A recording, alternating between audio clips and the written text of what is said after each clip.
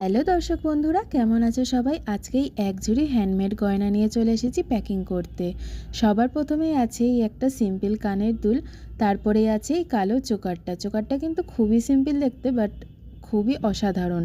আর এর মেকিং প্রসেসটা কিন্তু আমি এর আগের ভিডিওতে আপলোড করেছি। আর এখানে এই যে হার দুটো দেখছো, এই দুটো একটা ওনার নিজের জন্য এবং আর একটা ওনার বান্ধবীর জন্য অর্ডার করেছেন। তার সাথে আছে কিন্তু ম্যাচিং দুটো কানের দুল।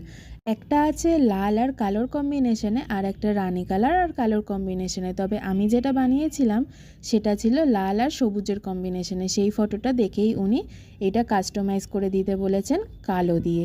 তবে কালো আর লাল আর কালো আর রানীর কম্বিনেশনটাও দেখতে কিন্তু অসম্ভব সুন্দর লাগছিল।